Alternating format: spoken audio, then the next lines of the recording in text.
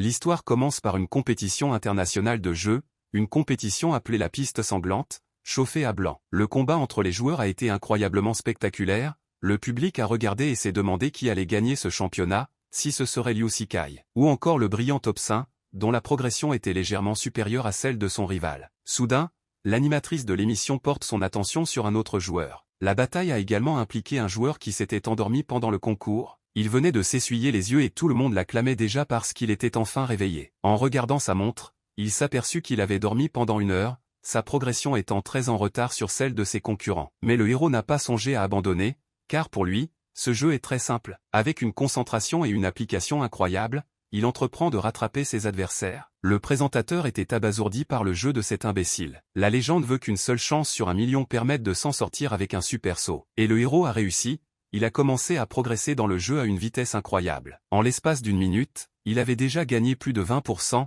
et il n'a même pas pensé à s'arrêter. Avec une vitesse incroyable, il a continué à gagner du terrain, et a atteint 100% plus vite que ses rivaux qui avaient un grand avantage, et il a obtenu la première place. On annonce que la 32e compétition internationale a été remportée par un imbécile. Le journaliste lui a immédiatement demandé, puisqu'il était le champion de ce jeu qui se veut le plus difficile de l'histoire, s'il avait quelque chose à dire. Le gars avait vraiment quelque chose à dire, ce jeu n'est pas du tout difficile comme il peut le sembler à première vue, a-t-il prononcé. Il a également ajouté qu'il s'était même endormi pendant ce jeu, et que les fabricants actuels ne pouvaient pas créer des jeux vraiment valables. L'idiot a commencé à s'éloigner, tandis que le public discutait du fait qu'il avait un registre du nombre de jeux difficiles qu'il avait terminé et que ce jeu avait été spécialement conçu pour lui, qu'il ne lui avait fallu que 40 minutes pour en venir à bout et qu'il était le dieu du jeu. Le personnage principal s'appelle Y. Son identité dans le jeu est un idiot. Même si on l'a appelé le dieu des jeux, il n'est pas du tout intéressé. Il voulait juste jouer à des jeux intéressants, et pensait, n'y a-t-il pas un jeu plus intéressant dans ce monde? Après une journée difficile, le gars a décidé de dormir. Il se réveille un peu plus tard avec un mal de tête terrible. Soudain, des silhouettes inconnues apparaissent devant ses yeux. L'idiot était paniqué, car il n'avait jamais rien vu de tel et ne savait pas ce que signifiaient les chiffres. Une fois de plus, quelque chose d'inconnu surgit devant ses yeux. Il s'agissait d'une machine à sous, et comme il était un nouvel utilisateur, il avait une chance de jouer à la loterie. Le héros pensa que dans la vie il ne pouvait pas y avoir de bonus à l'entrée, ici c'était exactement comme dans les jeux, et le gars en conclut que quelqu'un se moquait de lui. En tirant sur la manette de la machine à sous, il se demandait si quelqu'un était impliqué et si, tout à coup, quelqu'un allait surgir et lui souhaiter un joyeux anniversaire. Pendant ce temps, les symboles de la machine à sous continuent de tourner. Et soudain, 3 dessins identiques apparaissent. Y. commença à avoir quelque chose qui brillait très fort dans sa main, ce devait être un prix. Il a reçu 3 autocollants en guise de prix. Un menu s'afficha devant ses yeux, indiquant qu'il s'agissait d'un autocollant de niveau 1, de qualité ordinaire. En le collant sur une cible, il pouvait devenir invisible pendant 10 minutes pour cet objet, mais les autres objets le voyaient. Le héros a immédiatement compris qu'en d'autres termes, cet autocollant peut le rendre invisible, c'est une récompense pour s'être connecté, il n'avait absolument aucune idée de l'endroit où il se trouvait et s'il s'agissait d'un vrai jeu. Pour s'assurer de la véracité de la chose, il a commencé à appeler le menu du jeu. Lorsqu'il l'invoqua, un énorme tableau d'affichage avec les informations du participant apparut devant ses yeux, le niveau du personnage était le premier, la vie était à un score de 180 points, et les points de mana à un score de 35 points. Le garçon a paniqué, il a immédiatement commencé à appeler sa mère, et n'a pas compris où elle avait disparu, car le numéro qu'il a composé n'existait pas. Lorsqu'il a appelé son père, le numéro était également inexistant, et même lorsqu'il a appelé sa petite amie, qu'il aimait au collège, le numéro qu'il a composé n'existait pas. On ne sait pas qui et comment il a été entraîné dans ce jeu, mais la panique et l'appréhension ne s'arrêtent pas. Soudain, l'information sur les jeux se trouve à nouveau devant lui. Il s'agissait d'une mission de jeu qui disait qu'il se passait quelque chose d'étrange dans l'usine et qu'il devait aller enquêter. Si vous acceptez le fait qu'il est dans le jeu, il doit travailler dur pour s'en sortir. Après tout, il ne sait pas quel est le coût de l'échec. Il devait donc faire de son mieux pour ne pas perdre. Le gars est arrivé dans un bâtiment abandonné pour l'explorer, car c'est là que se trouve sa première mission. Il n'avait rien pour se défendre, car il n'avait que ses autocollants, et s'il entrait, il n'aurait rien pour se défendre. Soudain, un chien s'est mis à aboyer derrière lui, ce qui l'a incroyablement surpris. Y. se souvint qu'il avait quelque chose pour le chien maléfique. En posant un coussin sur elle, l'homme disparaît immédiatement de sa vue, cet accessoire s'est avéré utile. Ce serait un peu compliqué, mais il devait continuer à avancer. Lentement, il continue d'explorer le bâtiment abandonné. Ne comprenant pas pourquoi il faisait si sombre, l'homme a continué à explorer la zone et a heureusement pris une torche avec lui. En éclairant un peu plus loin, il découvrit une sorte de structure en bois. Soudain, son regard se pose sur quelque chose de choquant. Il s'agissait d'une fille attachée à un poteau en bois. Réalisant qu'il devait intervenir, l'homme s'est rendu compte qu'il était sur le point de sauver l'homme. Mais il s'arrêta brusquement, car il se rendit compte que quelque chose ne tournait pas rond. S'il avait été développeur de jeu, il aurait placé les ennemis dans cette même pièce. Lorsqu'il la sauve, elle émet un son et l'homme qui l'a attaché accourt, la difficulté de sa mission augmente. Soudain, la fille de l'éclair sortit un couteau et se mit à courir avec directement vers le héros, ses yeux brûlants de flammes rouges. Le héros n'a même pas encore réalisé qu'il y a une fille derrière lui qui veut l'achever. Soudain, l'homme s'est réveillé brusquement, et il a eu un mal de tête extrêmement violent. Parce que dans le rêve, la fille l'a poignardé en pleine tête et l'a tué. Les événements semblaient réels et crédibles, mais ce n'était qu'un rêve, le type pensait qu'il était de retour dans le monde réel. Mais il tenait toujours les artefacts du jeu qu'il avait utilisés plus tôt. Le héros s'est immédiatement rendu compte qu'il était toujours dans le jeu. Au-dessus de sa tête, il y avait des chiffres, et 3 sur 3 étaient indiqués. Quelques instants plus tard, cette valeur est passée de 3 à 2. Le tableau d'affichage s'affiche à nouveau, indiquant qu'une mission dans une usine abandonnée doit être accomplie. Shuni, stupéfait, se rendit compte qu'il était toujours dans le jeu. Il s'est également rendu compte qu'il venait de mourir et que son nombre de vies avait diminué. Cette fois-ci, ce sera différent, car il est temps d'entrer dans le jeu. Après tout, c'est sa mort qui a provoqué le redémarrage du jeu. Il en ressort que le nombre représente la durée de sa vie, et que s'il était égal à 0, le héros réfléchit au fait que le jeu peut se poursuivre après la réussite de la mission, mais la question la plus importante est la suivante. Qu'il ne sait même pas de quoi il est mort la dernière fois, qu'il se souvient seulement du contact sur son cou, qu'il a pensé qu'en termes de force, il devait s'agir d'un homme. La réalisation du processus du jeu le rattrape lentement, il se rend compte qu'il a raté quelque chose. Au même moment, quelqu'un sonne à sa porte. Le type est allé directement à la porte et a demandé qui était là. Elle s'appelle Yanke, c'est une étudiante qui habite à côté de chez lui. La dernière fois, elle lui a emprunté 500 yuan qu'elle ne lui a pas encore rendu. Le personnage était issu du monde réel, ce qui signifiait que le jeu était lié au monde réel. La jolie fille demande à nouveau à frère Shuni de lui prêter 500 yuan. Il était gênant de refuser une si belle dame et il a accepté.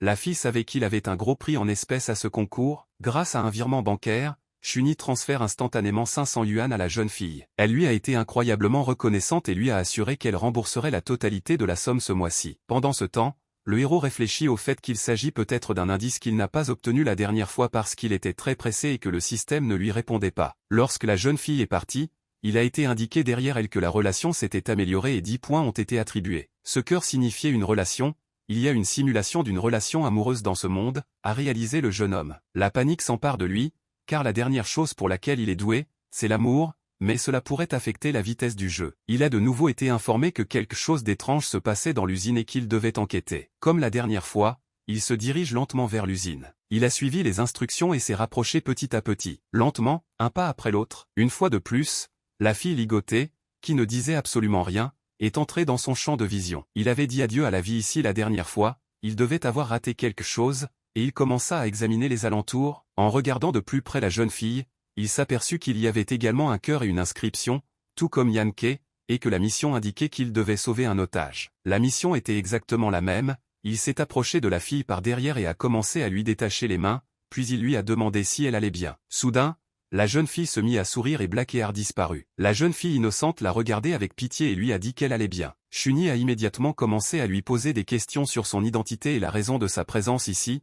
La jeune fille s'est mise à pleurer et a répondu qu'elle s'appelait YZ. Le matin, elle était chez elle quand soudain 2 hommes sont entrés dans sa maison et lui ont mis un chiffon dans la bouche, puis elle ne s'est plus souvenue de rien. Le type comprit immédiatement ce que cela signifiait, 2 hommes l'avaient attaché de force ici, et il y avait au moins 2 ennemis à proximité, il serait difficile d'en venir à bout sans armes. Cela signifie que les événements se déroulent comme dans un jeu d'infiltration, il suffit d'éliminer l'otage et de ne pas faire le moindre bruit. Soudain, la jeune fille se jette sur le héros et se met à crier et à hurler furieusement. Elle a sauté sur l'enfant parce qu'il y avait des souris dans le bâtiment qui avaient attrapé les derniers artefacts du héros et avaient commencé à s'enfuir. Quelqu'un a commencé à descendre les escaliers et a demandé quel était le bruit provenant du sous-sol. La dame a commencé à serrer le gars dans ses bras, en s'excusant d'avoir provoqué le bruit. L'homme paniqué a immédiatement compris qu'il était sur le point de perdre. Un homme muni d'une torche est entré dans le sous-sol et a demandé qui était là. La dame innocente continue de pleurer et tente de prouver qu'elle ne l'a pas fait exprès. Le héros intelligent couvre immédiatement la bouche de la jeune fille et lui demande de se taire. Quoi qu'il arrive,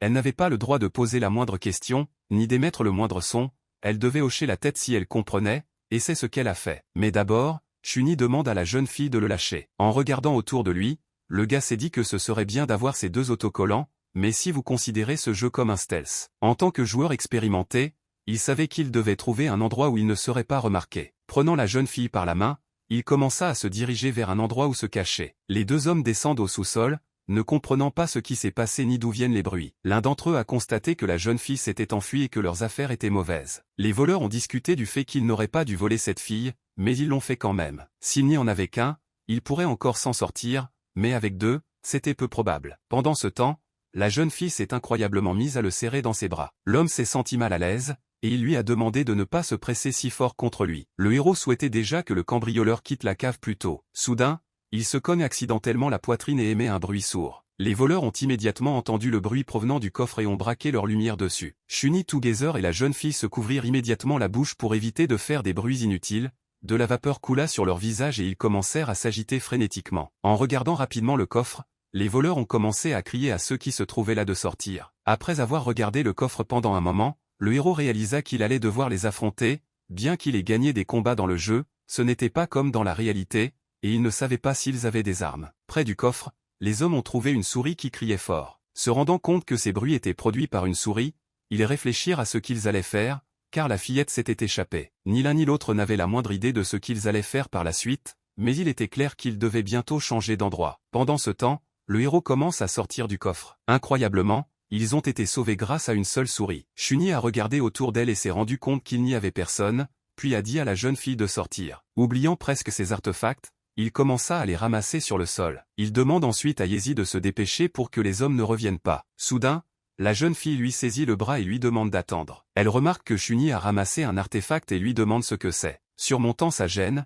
il décide de dire qu'il s'agit d'un pansement, mais la fille lui demande immédiatement pourquoi il est si pressé et pourquoi il a besoin d'un pansement. Continuant à mentir, Shuni dit qu'il s'est juste coupé la main, c'est pourquoi il a besoin d'un pansement. Ensuite, il a demandé à la jeune fille de ne pas parler sans rien faire, mais de se dépêcher, car ces deux-là risquaient de revenir bientôt. Le héros est incroyablement heureux d'avoir pu mener à bien sa première mission. La dame se tourne vers l'homme et se souvient qu'elle ne lui a jamais demandé son nom. Avec joie et sourire, l'homme se présente à elle. La fille commença immédiatement à penser que Shuni était un nom un peu étrange, tandis que le héros se disait que ce n'était clairement pas la bonne chose à dire à la personne qui l'avait sauvé. La dame demande à nouveau l'autorisation de se présenter et dit qu'elle s'appelle Yezi. Il se serre la main en signe de familiarité. Le timide se rendit compte que cette fille avait l'air un peu étrange. Elle ne s'était pas du tout inquiétée lorsqu'il s'était enfui, et elle était un peu trop calme maintenant, mais heureusement, la mission était accomplie. Le système indiqua au héros que la mission n'était toujours pas terminée, comme si les informations n'avaient toujours pas été mises à jour. Shuni pensa qu'il y avait peut-être quelqu'un d'autre. Yezi s'approcha vivement et demanda à Shuni pourquoi il était venu ici et s'il était policier. Sans se rassurer, le type a écarté les mains et s'est mis à rire, car il n'avait pas l'air d'un policier. Après avoir senti le gars, la fille a dit qu'il ne ressemblait pas du tout à un policier, parce que son odeur était complètement différente, spéciale, pas comme celle des policiers. Le garçon lutta contre la gêne et pensa que cette fille était vraiment étrange.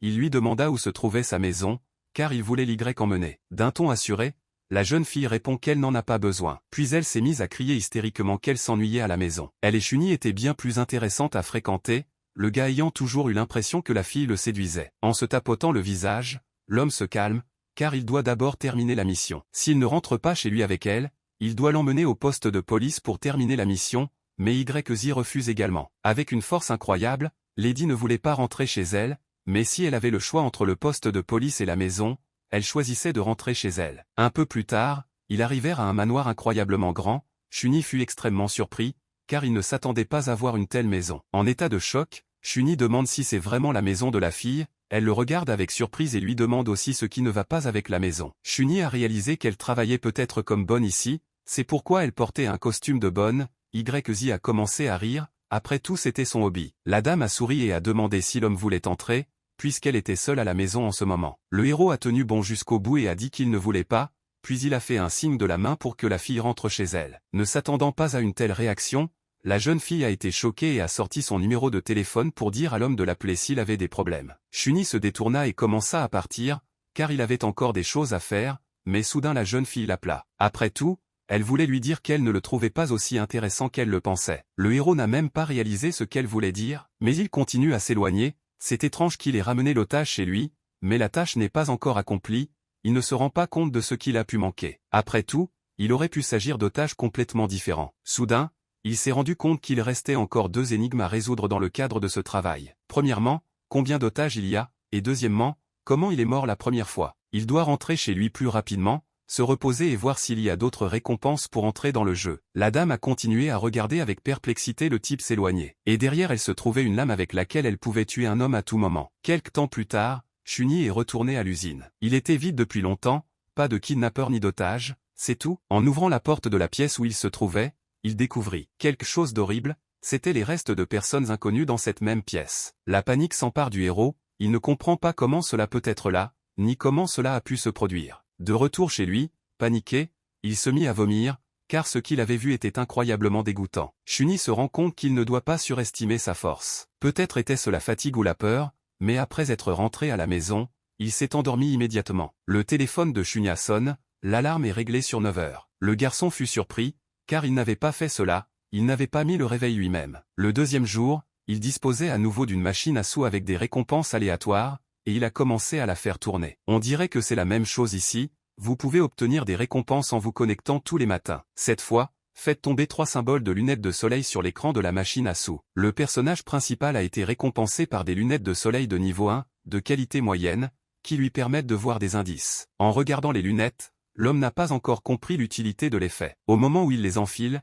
quelqu'un frappe à nouveau à la porte et appelle le frère de Chunyi. Chunyi a immédiatement compris que c'était Yankee qui revenait, et qu'elle voulait probablement emprunter de l'argent à nouveau. En regardant la porte, il a vu quelque chose d'inhabituel. Littéralement à travers la porte, il pouvait voir la fille qui pensait que le frère de Chunyi n'était pas là, et c'était seulement 500 yuan. Le héros a immédiatement compris que les lunettes pouvaient montrer les pensées des gens, ce qui est une grande capacité. Avec elle, il peut également voir les contours des personnes à travers le mur pour détecter le danger à l'avance. Par rapport à ces autocollants jetables, les lunettes sont des armes offensives et défensives. Ce jeu devenait de plus en plus intéressant, le héros devait se rendre à l'usine plus tôt, peut-être que cette fois-ci il trouvera des indices que je n'ai pas encore vus. Quelque temps plus tard, l'homme s'est retrouvé dans une usine désaffectée, il lui était incroyablement difficile de porter des lunettes dans un couloir étouffant, après tout, il a immédiatement commencé à avoir mal à la tête, mais pour sa propre sécurité, il devait rester sur ses gardes. À travers les vitres de la porte, il aperçoit plusieurs personnes assises. Nerveux, le gars se rassure, après tout, il a déjà vu ça dans des films, mais là, il y a un objet qui peut leur sauver la vie. Il a levé les doigts comme s'il tenait un pistolet et a demandé à tout le monde de ne pas bouger, car il a dit qu'ils étaient en état d'arrestation. Mais ce qu'il a vu l'a incroyablement surpris. Il s'agissait de 2 hommes ligotés qui se trouvaient dans un pentagramme et qui participaient probablement à une sorte de rituel. Chunyi se rendit compte que la même chose s'était produite hier, c'était une cérémonie de sacrifice. L'attention de l'homme est attirée par quelques autres personnes qui se trouvent derrière un autre mur. Il y en avait beaucoup plus qu'un. Il est temps pour Chunya de faire ses preuves, un vrai héros doit toujours avoir un plan de secours. Au moment où il décide d'agir, un inconnu sort soudain de la porte, comme si quelque chose avait explosé dans le bâtiment. L'homme était comme mort, il était immobilisé et son visage était mutilé. Le gars a vu la tête, et a vu quelque chose de familier qu'il avait déjà vu une fois auparavant. Son regard se pose sur la jeune fille, qui tient un couteau. Plusieurs autres hommes sont allongés autour d'elle, et elle commence à se retourner contre le héros. Enlevant ses lunettes, le garçon est horrifié, car il ne s'attendait pas du tout à voir l'unique ici. Yit, qu'il avait sauvé de plusieurs hommes qui s'apprêtaient à la tuer. Elle a clairement participé au crime, car son couteau en est la preuve. Le héros se rend compte que la jeune fille qu'il a sauvée hier, Yezi l'a également reconnue, et elle était incroyablement heureuse de le voir. Le gars tenait à peine sur ses pieds, incroyablement nerveux, il a demandé à la fille ce qu'elle faisait ici. La dame de sang soupira et le traita d'idiot, car il ne comprenait toujours pas ce qu'elle faisait ici. Choqué, il comprenait maintenant tout, mais il n'arrivait pas à croire qu'une fille aussi fragile ait pu tuer autant de personnes aussi facilement, comme si elle avait coupé des légumes. La jeune fille répond par l'affirmative et propose qu'ils meurent ensemble, en pointant un couteau sur le héros. Avec une vitesse incroyable, elle se mit immédiatement à courir vers Chunyi et s'apprêta à l'achever. L'homme a beau la supplier d'arrêter, elle ne se laisse pas décourager et s'approche incroyablement près du héros. Alors que son couteau était à quelques centimètres de son cou, il sentit soudain quelque chose de familier. L'acier glacial du couteau et la sensation de mort subite. La méthode de mise à mort était similaire à celle de la première fois. Chunyi a immédiatement compris que c'était elle. Ils sont restés immobiles, la fille lui a présenté un couteau sous la gorge et lui a demandé de répéter. Les nerfs de l'homme sont à vif, car il s'avère que c'est elle qui l'a tué la dernière fois. La jeune fille s'exclame avec surprise qu'il n'y a pas de dernière fois, qu'elle ne peut pas le tuer 2 fois et qu'il n'y a pas de jeu de résurrection. Incroyablement nerveux, l'homme a répondu qu'il ne le pensait pas. Soudain, la jeune fille se mit à rire et pensa qu'il n'était pas si ennuyeux, si elle le tuait maintenant, ce serait une vraie perte. Chunyi pense qu'elle ne veut pas le laisser partir, personnellement, il veut dire adieu à cette vie, obtenir plus d'informations et la tuer la prochaine fois. Le héros ne s'y attendait pas, car il pensait qu'elle n'allait plus le tuer. Imperturbable, la jeune fille demande à ce qu'on lui montre quelque chose de plus intéressant. Chuni lui demande de ranger le couteau, car il est très nerveux. Une fille décontractée doit la divertir en 3 minutes. Se souvenant des autocollants, il les lui a immédiatement montrés. Il lui a collé un autocollant sur le bras, ce à quoi elle ne s'attendait manifestement pas, car l'avantage était de son côté. Avec l'autocollant sur son corps, le gars en face d'elle a semblé s'évaporer, elle ne l'a jamais revu. C'est avec une joie incroyable que l'homme se rendit compte qu'il avait réussi, après quoi il devrait devenir invisible aux yeux de l'ennemi. Elle n'avait pas encore récupéré, il pouvait donc s'échapper en toute sécurité, et même avoir une chance de sauver les otages pour achever la mission, il avait une chance inouïe. Un couteau est soudain mis sous la gorge du héros, et la jeune fille lui ordonne de se lever comme si elle l'avait vu. Se retournant, elle demande si c'est tout, s'il y a autre chose. Dans l'esprit du héros, on se demande pourquoi cela s'est produit, après tout, c'est lui qui avait apposé l'autocollant et elle n'était pas censée le voir. Il s'en est rendu compte tardivement, parce que la vignette avait peut-être expiré, ou parce qu'elle avait peut-être une certaine capacité. La fille agressive a demandé au gars s'il avait un problème d'audition, elle lui a ordonné de répondre s'il avait d'autres tours intéressants dans son sac. De ses dernières forces, il sortit la phrase suivante, « Il doit avoir d'autres tours », la fille lui a ordonné de les montrer. Mais pour l'instant, il n'en avait pas, si elle lui laissait un peu plus de temps, il était sûr d'en avoir. La dame le regarde pensivement, les yeux plissés. Elle rangea le couteau, car il n'avait rien d'autre d'intéressant. Se pressant contre lui, elle souhaitait qu'il la laisse s'amuser. Il s'agissait du plaisir qui ne peut exister qu'entre un homme et une femme. L'homme s'est senti incroyablement gêné, car c'est ce qu'il pensait. YZ avait déjà dit qu'une odeur unique émanait de son corps, c'est grâce à elle qu'elle pouvait le reconnaître même s'il utilisait l'invisibilité. L'odeur est quelque chose que l'autocollant ne pouvait pas cacher. En se blottissant contre Chuni, la jeune fille a dit qu'elle avait toujours cherché un homme avec cette odeur. Pendant ce temps, Chuni se disait qu'il s'agissait d'un piège, qu'il n'y avait pas le moindre soupçon d'humour ici et que cela ne pouvait pas arriver, qu'il ne pouvait pas se permettre de la laisser s'embrouiller. Quelques instants plus tard, leurs lèvres étaient sur le point de s'embrasser. Soudain, YZ couvre la bouche de l'homme avec sa main. Par le baiser, elle a pu lui transmettre les parasites qui étaient entrés dans sa bouche, et de sa main, elle les a empêchés d'être recrachés. Après avoir parasité, la fille a claqué des doigts et a regardé le gars. Il a commencé à meugler à cause de l'inconfort dans sa bouche et son estomac a commencé à lui faire incroyablement mal, car quelque chose bougeait à l'intérieur. En raison de l'incroyable douleur à l'estomac, il s'est effondré sur le sol et s'est recroquevillé en convulsions. La jeune fille commence lentement à enlever ses chaussures et à s'approcher. Parce que ce qu'il a dit l'a vraiment agacée. Elle a posé son pied sur sa poitrine, ne lui laissant aucune chance de bouger. Soudain, elle lui a mis le pied dans la bouche et il a poussé un cri d'incompréhension. Yezi a proposé à Chuni de jouer en premier. Ensuite, elle a retiré son pied de sa bouche. Dès qu'elle a retiré son pied de sa bouche, la douleur a immédiatement disparu. S'asseyant directement sur l'homme, la fille lui a dit qu'il était désormais son homme. Elle s'est assise juste au-dessus du gars et a commencé à peser de tout son poids et à lui demander de quelle organisation il venait. Pris d'embarras, Chuni marmonne qu'il n'est membre d'aucune organisation. La dame s'est immédiatement levée et a demandé de ne pas la faire rire, ces deux-là peuvent sembler sans talent, mais ils n'ont pas leur pareil pour jouer à cache-cache. Elle ne l'a même pas senti, mais ce n'est pas la première fois qu'elle vient ici, et il dit qu'il n'est membre d'aucune organisation. Se rendant compte de l'absurdité de la situation, l'homme a compris qu'il valait mieux ne pas se laisser torturer, mais se rendre immédiatement, car il lui restait encore des vies. Les gens se sont approchés et ont demandé s'il allait demander grâce. Le jeune homme brillant a immédiatement demandé si elle le laisserait partir s'il demandait grâce. Tous ceux qui prendront ce médicament la regarderont avec une expression effrayée et la supplieront,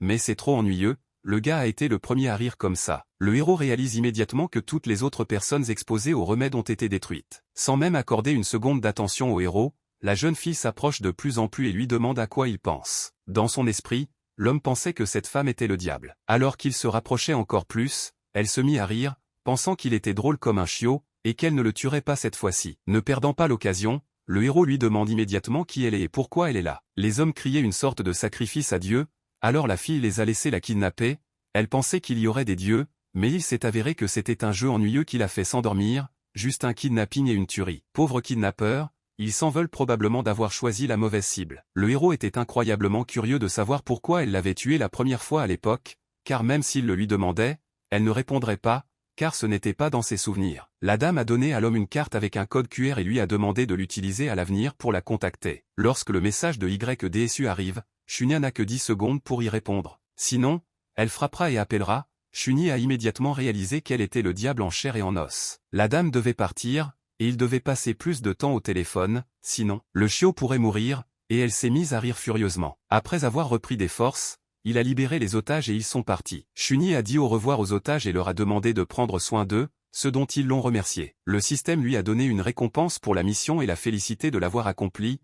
La récompense comprenait 500 000 $ et une vie supplémentaire. Le jeune homme tout excité a immédiatement réalisé qu'il avait gagné une autre vie, ce qui signifiait qu'en accomplissant des tâches, il était possible de récupérer sa vie. De plus, son niveau a augmenté, mais il est passé en première position. Un arbre à talent est apparu devant lui, et il a dû choisir une branche sur laquelle pomper. La première branche de la force est l'augmentation de la masse musculaire, qui permet de soulever plus facilement des objets lourds et d'obtenir un bonus lors de l'utilisation d'armes lourdes. La deuxième branche affecte la vitesse, et donne une augmentation de la vitesse et des réflexes. Vous pouvez obtenir un bonus en utilisant des armes légères de petit calibre. La troisième branche de la connaissance vous a permis d'augmenter votre QI, d'accroître la probabilité de démasquer les mensonges d'une autre personne et d'obtenir un bonus pour l'utilisation de produits technologiques. La quatrième branche de l'enchantement donne la possibilité d'augmenter la valeur de son apparence, d'améliorer l'attitude de son entourage à son égard et d'obtenir un bonus dans les relations avec le sexe opposé. Comme il s'agit d'un jeu de survie, la force et l'agilité sont essentielles. Mais si vous choisissez l'intelligence,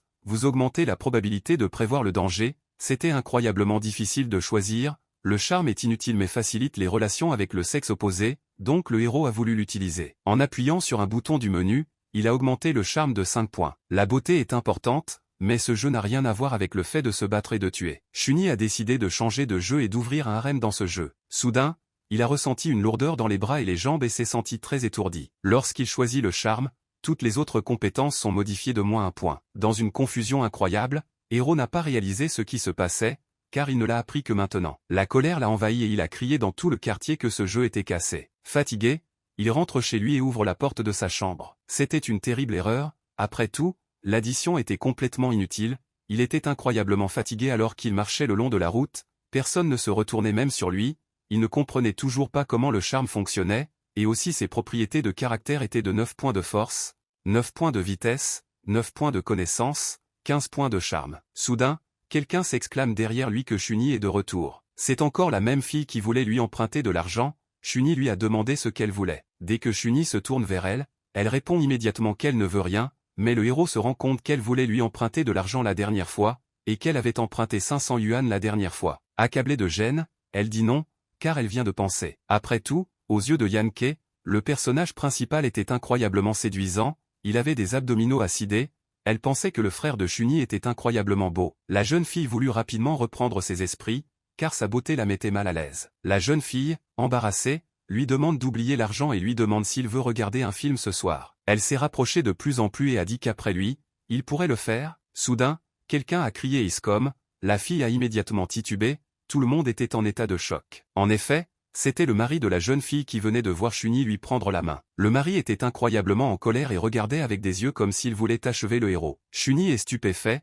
car il ne s'attendait pas à voir le mari de sa voisine. Le mari indigné a immédiatement commencé à s'approcher du type, car il était incroyablement en colère, et lui a demandé ce qu'il se permettait. Le mari a commencé à éloigner son amant et la fille s'est excusée en disant que ce n'était pas ce qu'il pensait. Un mari nommé Xiang Xiang commence à crier après sa maîtresse, parce qu'elle lui dit que ce n'est pas ce qu'il pense, qu'ils allaient voir un film et qu'il ne veut même pas y penser. Son charme semble fonctionner, bien que son apparence n'ait pas changé, il n'est pas mauvais pour attirer le sexe opposé. Le héros était incroyablement heureux, car il pensait que toutes les filles lui appartiendraient. À la vitesse de l'éclair, une pomme lui tombe sur la tête et il se met à hurler de douleur. C'est le mari de la voisine qui a crié « Pourquoi ce type est-il si heureux ?»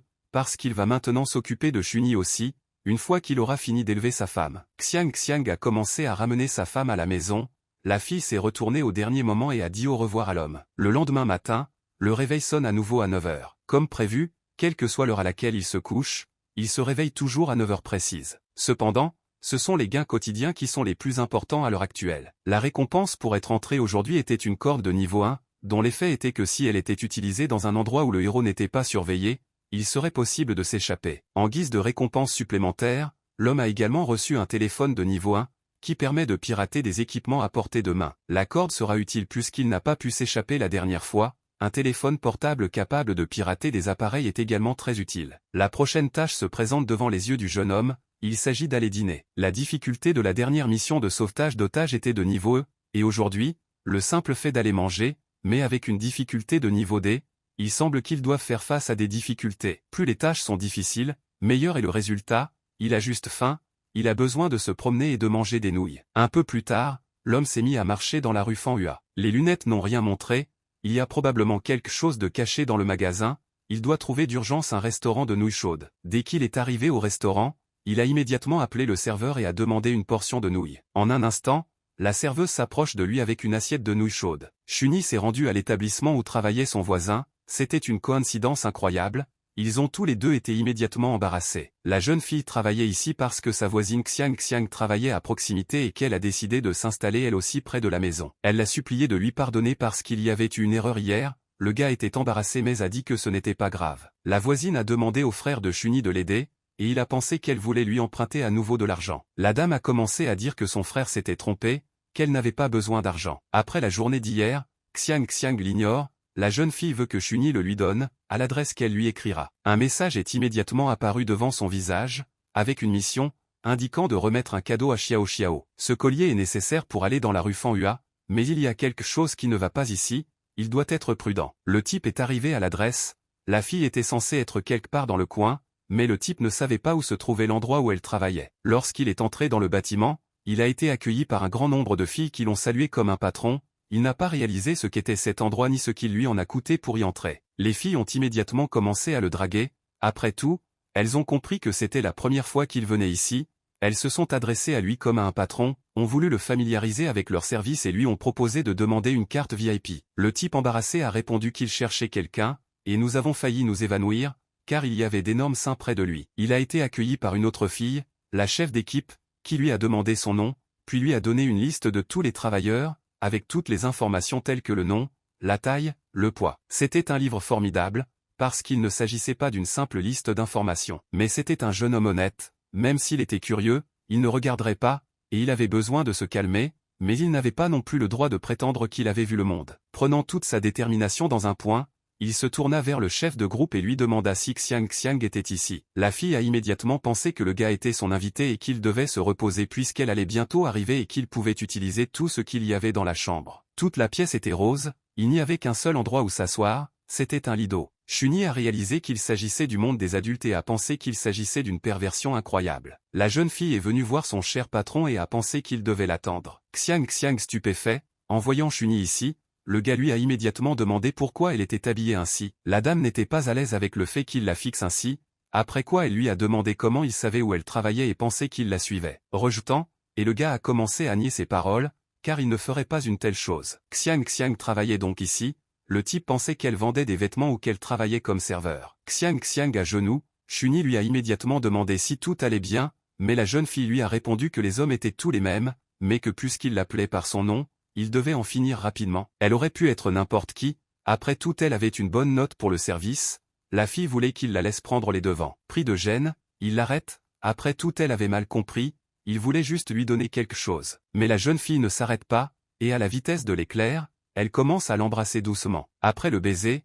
elle a dit avec dégoût que les compétences de Shunya en matière de baiser étaient terribles. C'était le premier baiser de Shuni, YZ ne pouvait pas, mais il ne s'attendait pas à ce qu'elle fasse quelque chose comme ça. Xiang Xiang voulait lui enseigner la vraie technique, mais soudain le téléphone a sonné. Le héros ne s'est pas rendu compte de ce qui se passait, et il a soudain été pris de vertige. Il a demandé pourquoi il y avait 400 Xiang et elle a répondu qu'il y en avait 4 à l'origine. Ils l'ont entouré et lui ont demandé de leur dire ce qu'il aimait. En même temps, son intuition lui disait de ne pas s'endormir, mais il ne pouvait pas la contrôler. Et pourtant, j'ai glissé et je me suis endormi. Un peu plus tard, il s'est réveillé dans son propre lit. Et l'horloge affichait à nouveau 9 heures, comme les jours précédents. L'homme a regardé le nombre de vies et s'est immédiatement rendu compte qu'il était à nouveau mort. Il a pris tout cela trop à la légère, après tout, un devoir de difficulté ne peut pas être aussi facile, mais il ne s'attendait pas à ce que son voisin soit aussi dans le coup. Shuni ne comprenait pas quel était son motif, après tout n'était-ce pas simplement de la jalousie, mais elle lui tendit habilement le médicament et ce n'était pas si simple. Si Xiang Xiang veut le tuer avec de la drogue, que va-t-elle faire de son cadavre? Rien n'est possible sans l'implication de la propriétaire. Le système a donné une récompense, et un indice et une connaissance plus un ont été obtenus, il a augmenté son intelligence en réfléchissant aux indices, car ils peuvent aussi augmenter les points. Shuni voulait utiliser ses accessoires et réessayer. Il a suivi le même chemin que la dernière fois, la rue bruyante, les nouilles, la rencontre fortuite avec Yang Kek et ce club. Mais cette fois, il était prêt à tout, car il voulait comprendre comment il était mort. Lorsqu'il entre dans le bâtiment, il est à nouveau entouré de jeunes filles, qui lui souhaitent la bienvenue. Ils sont enveloppés d'un nuage de couleur bleue, ce qui, d'après les expériences précédentes, signifie un rôle neutre. Au même moment, la directrice s'est approchée de lui pour lui demander s'il avait besoin d'un nom, après quoi elle lui a remis une liste de membres du personnel. Un nuage rouge l'entourait, on aurait dit qu'il s'agissait d'un acteur important de la mission. Une fenêtre contextuelle contenant des informations détaillées est également apparue au-dessus de la fille, elle n'existait pas auparavant et Shuni n'en avait jamais vu. Il semble que des joueurs aussi importants aient leurs propres attributs, la force de contrôle était de 12, l'agilité de 6, l'intelligence de 12, le charme de 18, ses scores étaient plus élevés que ceux de Shuni, une autre femme d'âge moyen, elle avait 3 points de plus. L'homme hésite et regarde la fille en silence, mais il se souvient qu'il a besoin de Xiang Xiang. La dame comprit qu'il était son invité et qu'il devait se reposer, car elle ne tarderait pas à apparaître. Jusqu'à présent, il n'avait remarqué aucune anomalie. Xiang Xiang entra à son tour, le type était un peu nerveux, car il ne savait pas comment elle réagirait à nouveau face à lui. Il se retourna et salua Xiang Xiang. La jeune fille est abasourdie, car elle ne s'attendait manifestement pas à le voir ici. Elle ne comprenait pas non plus pourquoi il n'était pas surpris de la voir ici, elle avait aussi des paramètres, force 7 unités, dextérité 12 unités, intelligence 8 unités, charme 9 unités. Elle pensait que tous les hommes étaient pareils, mais puisqu'il l'avait appelée par son nom, elle devait en finir rapidement, elle pouvait être ce qu'elle voulait, après tout elle avait une bonne note de service. Le garçon enlève ses lunettes et lui dit d'attendre, car il veut se laver le visage. La dame était visiblement nerveuse et lui a demandé pourquoi il ne pouvait pas le faire avant qu'elle n'arrive. Shuni s'enferme dans sa chambre et commence à réfléchir. Il voulait utiliser son téléphone portable pour trouver celui de Xiang Xiang. Grâce à son nouvel appareil, il a pu trouver son téléphone. C'était une conversation entre la patronne et elle.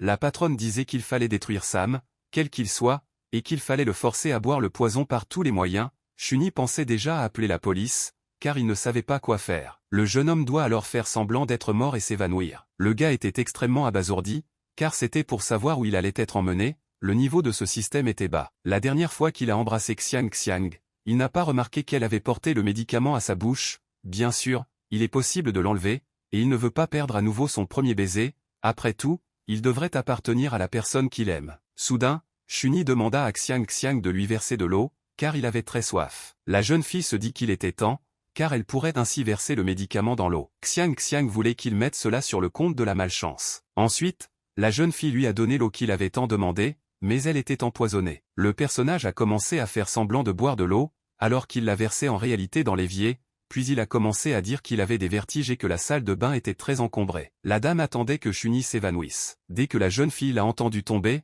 elle est immédiatement entrée dans la baignoire, il était immobilisé et inconscient. Elle était incroyablement contente, car elle pensait que tous les hommes étaient des salauds, car tout ce qu'ils pouvaient faire, c'était venir s'amuser et perdre leur temps à jouer. Pendant ce temps, l'homme souffrait énormément parce qu'elle avait mis son pied sur son dos. Xiang Xiang a immédiatement appelé quelqu'un et a dit que tout était prêt, que l'effet de ce médicament n'était pas mauvais et qu'il semblait s'être endormi pour toujours, puis a demandé à quelqu'un de venir rapidement. Après tout, elle ne pouvait pas s'en occuper seule. Au même moment, Shuni se dit qu'il avait été drogué, ce qui signifiait qu'il avait été emmené dans un autre endroit après la dernière fois. 3 hommes sont entrés dans la baignoire, Xiang Xiang a dit que c'était un beau spécimen, après tout, il ne fumait pas, ne buvait pas, était aussi un peu timide, elle leur a demandé de regarder la peau fine et la viande tendre, ils pourraient le vendre à un bon prix. Ils ont commencé à le palper et ont trouvé que c'était un très beau spécimen. Les dents ont également été examinées et constituent un véritable trésor. Et même l'odeur du gars était agréable. Les héros ont réfléchi à ce qu'ils faisaient, car ils préféraient le tuer plutôt que de l'humilier de la sorte. Les hommes étaient pressés de le faire sortir d'ici plus rapidement. Le héros est frustré par ses sentiments,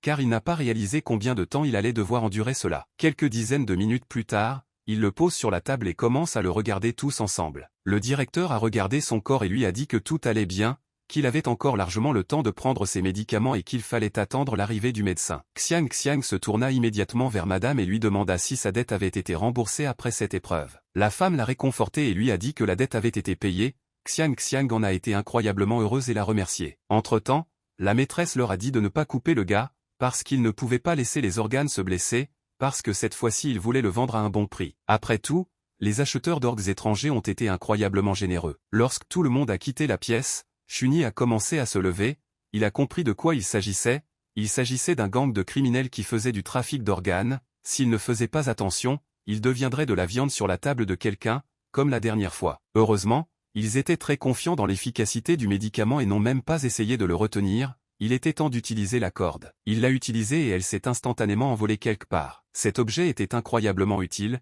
et maintenant le gars était dehors. Il devait maintenant appeler la police et la laisser s'occuper d'eux elle-même. Soudain, l'homme a vu 10 messages manqués de Yezi. Elle s'élança derrière lui avec un couteau et le lui mit sous la gorge, après quoi elle lui dit très hardiment de ne pas répondre à son message, car il osait la gêner dans sa propre entreprise. Mais Hiro n'a pas compris ce que Yezi voulait dire, il a commencé à être nerveux et a soudain réalisé qu'il s'agissait d'une aventure personnelle pour elle. La fille assoiffée de sang a dit qu'il avait décidé d'être méchant, après qu'elle l'ait laissé partir la dernière fois, et lui a demandé s'il voulait mourir. Shuni a commencé à penser à ce que YZ avait dit, à savoir que c'est son entreprise, autrement dit, c'est elle qui est derrière ce repère d'achat et de vente d'organes humains, après tout, c'est une femme démon assoiffée de sang. Quiconque osait s'aventurer sur son territoire mourait, et Shuni ne faisait pas exception. Puisque sa vie était en jeu, il devait l'interroger et obtenir plus d'informations, pensa Shuni. Effrayé, il lui demande « Pourquoi Yezi vend-il des organes ?» La jeune fille intervient, car elle ne comprend pas la question. Il a indiqué le bâtiment et a dit qu'il vendait des organes à l'intérieur. La jeune fille a immédiatement reculé,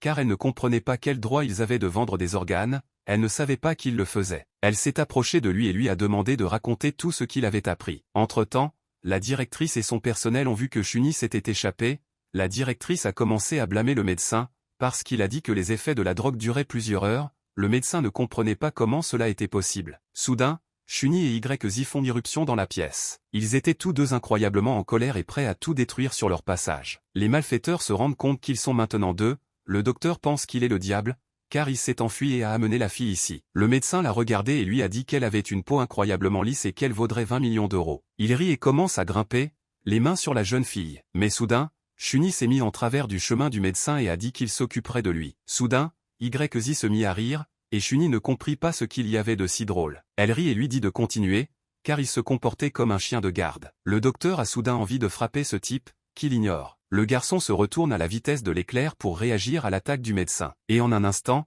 il a été immédiatement vaporisé. D'un geste habile de la main, le type lui a collé une étiquette dans le dos et le médecin ne l'a plus jamais revu. La tenancière a crié au médecin qu'il était idiot, car l'ennemi était derrière lui. Le docteur se retourne, mais ne voit toujours pas son ennemi. Pendant ce temps, l'homme a commencé à frapper avec une puissance incroyable pour désarmer le médecin et s'attaquer au directeur. D'un puissant coup de poing, il élimine le docteur C du premier coup, bien que sa force ne soit que de 9 unités. Derrière lui, la gérante est sortie et a commencé à le tenir à deux mains. Le héros se rendit compte qu'il avait oublié cette dame qui avait 12 points de force, et il était complètement incapable de bouger. La dame a continué à tenir Shuni et a ordonné au médecin de le tuer. Mais le médecin n'avait toujours pas vu le gars, et ne comprenait pas où les tuer. La femme lui a demandé de tuer à la place de celui qui se trouvait devant elle. Soudain, l'homme s'est esquivé et le médecin a donné un coup de poing dans l'estomac de la femme. Elle souffrait énormément, et le médecin n'avait toujours pas vu l'homme et ne savait pas où le frapper ensuite. Cela fit rire YZ encore plus, elle se mit à rire frénétiquement. L'homme en colère était perplexe, il s'était rendu compte que le type était invisible et pensait que la technologie avait tellement progressé. Il voulait voir si Yezi pouvait bloquer la balle dans un tel cas. Il a insisté pour que son arme soit dirigée vers la jeune fille, afin de la battre. Shuni pensait que même si YZ était forte, elle ne pourrait pas résister à la balle, et il lui cria de partir. Avec une rapidité incroyable, elle s'est approchée du médecin et l'a poignardé avec son couteau. Son bras a été complètement sectionné et il a commencé à hurler de douleur de façon incroyablement bruyante. Xiang et la directrice sont choqués par ce qui se passe, ils ne s'attendaient pas à ce que la fille soit si forte. L'homme a supplié la fille de ne pas la tuer, il l'a simplement supplié de ne pas le faire. Jésus se tient devant lui et lui demande de l'appeler petite dame, et peut-être qu'alors, il pourra vivre. Le médecin a pleuré et a dit qu'il ne pouvait pas gérer cela et qu'il ne pouvait pas le faire. Malheureusement, il n'y aura pas d'autre moment. La jeune fille lui assène à nouveau un coup de poignard dévastateur. Après un coup puissant et écrasant, le médecin s'écroule sur le sol et ne peut plus se relever. La jeune fille s'est ensuite approchée de la gérante et lui a demandé si elle vendait des organes humains. La directrice n'a même pas nié, mais elle a aussi dit que YZ ne pouvait pas la tuer, parce qu'elle n'abandonnerait pas. Derrière elle se trouvait le patron, il est sans pitié et a un grand pouvoir, elle ne comprend rien, s'il l'offense, le patron se vengera de YZ pour le manager. YZ est resté calme et a dit que le patron lui faisait un peu peur, puis elle a commencé à passer un coup de fil, la directrice lui a demandé de la laisser partir, car elle pourrait alors obtenir une récompense pour elle. Soudain, la jeune fille demande à la patronne de répondre au téléphone. Le téléphone indiquait que le patron l'appelait, et c'était YZ. La jeune fille regarde la directrice confuse et observe sa réaction lorsqu'elle décroche le téléphone. Soudain, elle réalise que YZ est le patron. D'un simple mouvement de la lame, la femme dominatrice ne pouvait plus se relever, et elle s'endormait pour toujours. Tous ceux qui trompent la maîtresse méritent la mort. Shuni a perdu la parole, et ce n'est pas parce que deux personnes ont dit adieu à leur vie devant ses yeux. Tout cela grâce à la petite fille fragile Yezi, dont émane le courage. Elle était la patronne dans les coulisses. Après quoi, elle a demandé qui était le suivant, Xiao Xiao l'a supplié d'avoir pitié d'elle et de la garder en vie. Après tout, c'était sa première fois ici et elle n'avait rien fait. Yezi ne se laissa pas décourager et s'approcha de la jeune fille avec sa lame. Pendant ce temps, Xiao Xiao pleurait et la suppliait. Après tout, elle avait une dette énorme, alors elle a écouté la patronne et lui a demandé de ne pas la tuer. Au moment où la patronne s'approchait du corps de Xiao Xiao avec son couteau, Chunyi l'arrêta. Il a commencé à dire qu'elle était sa voisine et que, pour son bien, Yzi ne devait pas tuer Xiao Xiao. La jeune fille exaspérée a demandé quand le chiot a osé contrarier son maître. Chunyi a répondu qu'il avait fait du bon travail aujourd'hui et que, parfois, on pouvait lui donner une carotte. Yzi pensait que cette femme était un boucanier pour lui et qu'il voulait la faire asseoir. Chunyi a immédiatement commencé à nier ses spéculations, car ce n'était pas le cas. Beaucoup de gens la connaissaient, si elle disparaissait soudainement, Chunya aurait des ennuis. La jeune fille continua à le fixer avec nonchalance et réfléchit en parallèle. Ensuite, elle s'est retournée et a dit à la fille de s'en aller. Xiao Xiao se retourne soudain et dit qu'elle ne lui sera pas reconnaissante, car Chunyi est une ordure. Chunyi comprit immédiatement qu'il ne s'entendrait jamais avec elle. Yzi, quant à elle, riait furieusement. Quelque temps plus tard, la nuit était profonde. Yezi prenait une douche dans sa maison après une dure journée de travail. Chunyi Minwil s'est assise dans sa chambre et a réfléchi à ce que le système devait faire pour montrer que la tâche était terminée. Mais le plus important, c'est qu'il est entré dans la maison de la jeune fille, ce qui peut s'avérer dangereux. Nous aurions dû profiter de cette occasion pour découvrir les qualités de Yetsu. Son niveau était squelettique, et ses qualités étaient totalement inconnues. Il ne comprenait pas comment cela était possible, car il n'avait jamais rien vu de tel auparavant. Soudain, la jeune fille a commencé à sortir de la salle de bain après sa douche et l'a vu se tenir juste à côté de la porte. Elle demande à Chunya ce qu'il fait. Le gars était tellement choqué qu'il ne savait même pas quoi répondre. Il avait compris. Yezi lui jette une serviette sur la tête et lui ordonne de se laver d'abord. Elle a préparé ses vêtements pour lui dans la salle de bain. Dès qu'il est entré dans la baignoire, il a immédiatement pensé qu'il devait être prudent. Après tout, il se trouvait dans la maison d'une femme démon assoiffée de sang, au risque d'appeler la police. De façon inattendue, la jeune fille a appelé Chunyi par son nom, alors qu'elle l'avait déjà appelé Chio auparavant. Il ne comprenait toujours pas pourquoi elle l'appelait soudain par son prénom. Elle se tenait sous la porte et répétait que, bien que toute cette zone soit sa terre, il y aurait toujours des types glissants qui voudraient faire quelque chose de dégoûtant sous son nez. Mais le gars n'était pas gêné et a dit qu'elle était vraiment une bonne patronne. Pour être précis, elle est à la tête de l'organisation des dragons. Son travail consiste à éliminer les racailles qui enfreignent les règles de l'organisation. Chunyi s'est tout de suite intéressé à cette organisation et à ses règles. L'une des règles était, par exemple, d'acheter un bâtiment pour gérer votre propre entreprise et d'étudier le secteur sans qu'elle le sache, et, à terme, vous devez également répondre à ces messages. Dans ce cas, Chunyi n'aurait pas à mourir autant de fois s'il lisait vraiment les messages. Quand Yzi a vu Chunyi aujourd'hui, elle a voulu le tuer. Mais grâce à ses efforts constants pour protéger sa maîtresse, elle l'a épargné cette fois-ci. Au même moment, la quête appelée vie à double sens a été accomplie avec succès, et la récompense était de 1 million d'argent, une vie et 5 points de qualité. De plus, le niveau du gars a augmenté jusqu'au 2e niveau,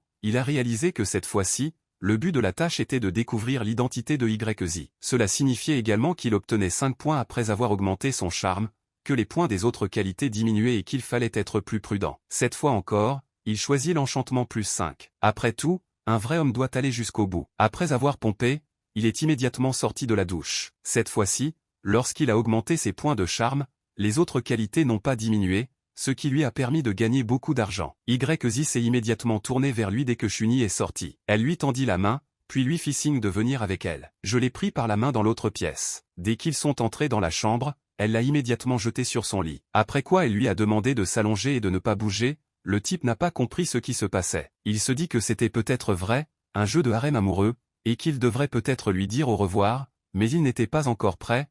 Elle l'a reniflé entre-temps. Chunyi a continué à penser qu'après avoir augmenté l'attention glamour des femmes par le gangster est une conséquence normale. Dès que l'homme a cédé à la tentation et a demandé à la fille de le posséder, celle-ci lui a immédiatement dit de marcher dessus. Il est choqué qu'elle ne l'embrasse pas, car il en a tellement envie. L'homme disposait d'exactement 10 minutes, faute de quoi il poursuivrait son chemin à ses risques et périls. Il réfléchit au fait que cette femme en faisait trop, elle s'est arrêtée à un moment critique. Le gars est sorti de la pièce en courant, et a pensé au fait qu'un homme peut être brisé. Ici, elle verra quand il aura beaucoup de points de charme. Soudain, des souvenirs du passé envahissent la jeune fille. Elle se souvient d'avoir demandé à son père, lorsqu'elle était enfant, où il allait et s'il pouvait l'emmener avec lui. Son père l'a poliment refusé, parce que c'était un endroit incroyablement dangereux et qu'il ne pouvait pas l'emmener avec lui. En contrepartie, son père lui a offert un énorme couteau. À l'avenir, elle utilisera ce couteau pour hériter du territoire de son père. La fille obéissante a gracieusement accepté cette condition et a été ravie du cadeau. Yzi se rendit compte que l'odeur de Chunyi était similaire à celle de papa. Peu de temps après,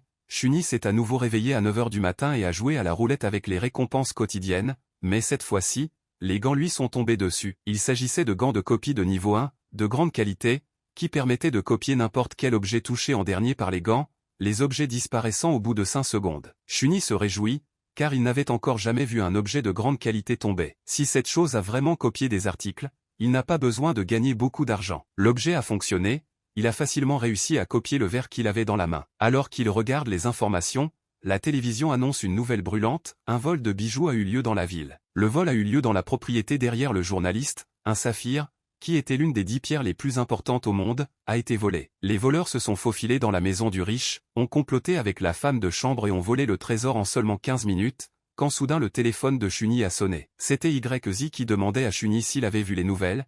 Quelqu'un s'était introduit dans son domaine sans lui dire bonjour, après quoi elle lui demanda s'il voulait bien l'accompagner pour trouver le saphir et protéger son territoire. Le garçon est indigné, car il ne sait même pas quelle est la taille de son territoire. Cependant, une tâche de haute difficulté l'attirait et il écrivit à YZ de ne pas s'inquiéter, car il l'amènerait à bien. Le message du système réapparaît devant ses yeux. L'objectif était d'aider YZ à trouver l'océan des étoiles. Juste à temps, car dans la mission précédente, il avait presque entièrement exploré le gameplay. Après tout, le gars était déjà au niveau 2, ses qualités étaient la force 9 unités, la dextérité 9 unités, l'intelligence 10 unités, le charme 20 unités, et des accessoires étaient disponibles, des autocollants du deuxième niveau en quantité de 3 pièces, de la corde du premier niveau, des lunettes de soleil, un téléphone, des gants de copiage. Un peu plus tard, les événements se poursuivent devant la maison de YZ. Shuni a commencé à se rapprocher de la porte de la maison et a vu de nombreux journalistes autour d'elle. Il en émanait une lumière orange, ce qui signifiait qu'il pouvait y avoir des indices là-dedans. Dès qu'il a regardé où se trouvait la lumière orange, il a vu la lumière disparaître soudainement. Si la lumière orange a disparu, alors l'indice est une créature en mouvement et elle est allée quelque part. Il ou elle n'a pas pu voyager très loin en si peu de temps. Les deux voyous s'approchèrent du jeune homme et lui dirent qu'il n'avait pas le droit de marcher dans les parages et qu'il devait s'éloigner, car il ne devait pas troubler la tranquillité de leur vieux père. Ces deux-là sont également de couleur orangée. Apparemment, Shuni les a rattrapés. L'homme arrogant s'est approché encore plus près de Shuni et lui a demandé s'il était sourd. On lui a dit de sortir d'ici, leur patron s'occupe de ses propres affaires, personne ne peut interférer avec lui. C'était une chance inespérée, car il y avait encore des indices importants derrière les voyous. Les hommes se rapprochaient encore plus et étaient extrêmement agressifs. L'un des hommes s'est rendu compte que si le gars ne comprenait pas bien, alors il allait mal tourner, et il a commencé à donner des coups de matraque. Il voulait voir à quelle vitesse Shuni tuerait, mais soudain le type disparut. Ils avaient des autocollants sur eux et ils n'ont pas vu le gars du tout, c'était comme s'il avait disparu pour eux. En fait, il a gaspillé 2 autocollants. Mais pas pour gagner du temps et trouver des preuves plus importantes, c'était le seul moyen. Les preuves étaient quelques personnes qui communiquaient entre elles. L'homme harcelait la jeune fille, et même si elle demandait de l'aide à quelqu'un, personne ne viendrait, car son frère avait déjà bloqué le carrefour. La jeune fille a crié et a imploré l'aide de tous ceux qui l'entouraient. Shuni était stupéfait par la beauté de la jeune fille, il l'aimait incroyablement. Il reprit brusquement ses esprits et se dit qu'il ne pensait pas à la bonne chose à faire en ce moment. Après tout, il avait pour mission de sauver la fille, et en tant que protagoniste de la justice, sa ligne de conduite devrait être de se précipiter vers lui et de lui crier de laisser partir la fille. La fille s'est enfuie, et le type qui la draguait n'a pas réalisé d'où venait le mort. La dame s'est immédiatement précipitée vers l'homme et lui a demandé de l'aider. Il ne s'attendait pas à avoir autant de chance aujourd'hui et a trouvé plus qu'un simple indice. En courant, la jeune fille a marché sur une canette. Lorsqu'elle commença soudainement à tomber, elle frappa accidentellement Shuni en plein visage avec son poing. D'un seul coup de poing, elle réussit à mettre Shuni sur ses omoplates, bien qu'accidentellement. Pendant ce temps, le vaurien sortait son couteau et criait que personne n'osait troubler la paix de Zizin Kuanshao. Shuni ne pouvait pas croire que des noms aussi les existaient. Le méchant a crié qu'il allait saigner et qu'il le tuerait, et il s'est mis à courir à la vitesse de l'éclair avec son couteau en direction de Shuni. Le jeune homme roux s'élança mais manqua son coup, car le héros était incroyablement agile. Il voulait lui dire en toute confiance qu'à l'école. Entre-temps, vous avez copié l'article. Tout le monde se plaisait à l'appeler Petite Gelée. Shuni regrettait de ne plus être appelé ainsi. La jeune fille est stupéfaite, car il lui semble incroyable que le héros l'ait sauvé. Ces deux-là ont une lumière orange, ils doivent donc avoir un indice. Shuni a ramassé le couteau. Ensuite, il a capturé le méchant. L'anti-héros le supplie de ne pas le tuer. Shuni lui donne une chance, mais lui demande de dire tout ce qu'il sait sur le saphir. Le rouquin a répondu qu'il ne savait pas de quel saphir nous parlions, qu'il n'était qu'un simple oncologue local et qu'il n'avait jamais vu de saphir. Shuni ne se laisse pas décourager et porte le premier coup. Le garçon pousse un cri de douleur, car il ne s'attendait pas à être poignardé avec son propre couteau. Le héros ne tolère pas les mensonges et demande au méchant ce qu'il fait là s'il n'a rien à voir avec cet endroit. Le type a commencé à s'excuser en disant qu'il disait la vérité, il a reçu un appel à 7 h ce matin, un homme à qui on a demandé de faire quelque chose pour de l'argent. Il est en charge de l'affaire de la disparition de Star Ocean et fait des rapports tous les jours à midi et le soir. Pendant ce temps, la fille souriait et s'approchait de Chunyi par l'arrière. Chunyi réalisa qu'il était presque certain que la lumière orange était un indice. Ce type était lié à l'affaire et il ne pouvait pas y avoir d'erreur. Il lui suffit de consulter ses relevés téléphoniques pour trouver la personne qu'il a appelée récemment. La recherche a été fructueuse, et maintenant qu'il a dit aux méchants de se tirer d'ici, l'homme aux cheveux rouges est incroyablement reconnaissant d'être maintenu en vie. Le numéro a été trouvé avec succès. Chunyi a été surpris que ce téléphone ait une fonction de localisation. Pendant ce temps, la fille à côté de lui continuait à briller d'une lumière orange. C'était incroyablement excitant, car le jeu du chat et de la souris commençait enfin. Dès que le héros est parti, la jeune fille a immédiatement appelé quelqu'un. « Qu'est-ce que tu cherches, mec ?» Il s'est approché des bâtiments, qui brillaient eux aussi d'une lumière orange. Il se cachait ici depuis le début, il est doué pour trouver des endroits après tout, mais le trajet en taxi a coûté plus de 100 $. L'homme regarde autour de lui, se demandant par où commencer. Soudain, il aperçoit une caméra de sécurité, la première qu'il aurait dû examiner. La caméra filme un certain couloir dans un bâtiment abandonné. Une jeune fille armée d'un fusil marchait le long de la route et regardait autour d'elle. Alors qu'elle marchait dans le couloir, la caméra a tout filmé. Soudain, la femme de chambre s'aperçoit qu'elle est suivie. Le héros vit qu'il s'agissait de la même servante, et il comprit que la souris avait été retrouvée. Cette femme est une traîtresse, sa capture devrait permettre d'obtenir un certain nombre d'indices utiles. Soudain, un bruit sourd retentit. Chunyi est choqué par ce qu'il entend. Il s'est rendu compte qu'il s'agissait d'un coup de feu et, pensant qu'il avait probablement été découvert, il a ramassé une brique pour se défendre. L'ombre se rapproche de plus en plus, les suppositions du jeune homme sont justifiées et il est effectivement découvert. La bonne l'a peut-être effrayé, mais il n'a pas peur d'elle. Il l'a frappée au front avec une brique comme ça,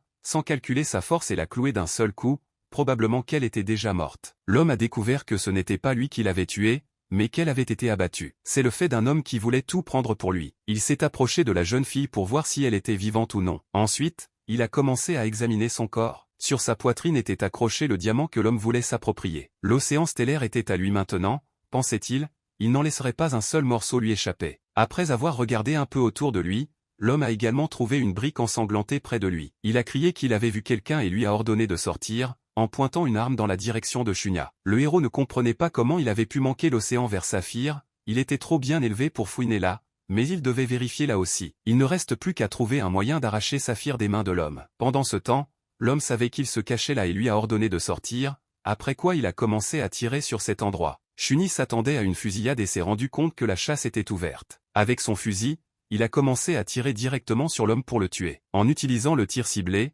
dès le premier coup, il a presque touché sa tête, l'homme est devenu très nerveux. Chunyi s'est rendu compte qu'il avait malheureusement raté la première fois. Si l'homme ne s'est pas trompé, il a pris l'arme d'Anali, et il n'y avait qu'une balle dedans, et il a une réserve infinie de munitions. Il était tellement sûr de lui qu'il a dit de lui tirer une balle dans la tête. Le coup de feu visé est tiré directement sur la tête du méchant. Chunyi se réjouit, car personne ne lui avait jamais demandé de faire une telle chose auparavant. Il est vrai qu'il n'y a qu'une seule balle dans son arme, mais il n'aurait jamais deviné qu'il avait un moyen de les copier. L'océan stellaire a finalement été trouvé, l'étape suivante consisterait à remettre Saphir à Yeza pour accomplir 2 tâches du système à la fois et à partir de Yeza. Soudain, quelqu'un a présenté un pistolet directement à la tête de Chunyi et a dit que malheureusement, cette pierre leur appartenait, et qu'il demandait donc à la céder. La jeune fille qui l'a sauvé l'a remercié de l'avoir aidé à trouver la pierre de l'océan étoilé. Chunyi sourit, car il se doutait bien que c'était la même fille qui préparait un mauvais coup, mais il ne s'attendait pas à ce que ce soit comme une mante jouant avec un moineau. Il pensa à la dernière fois qu'il avait vu la lumière orange autour d'elle,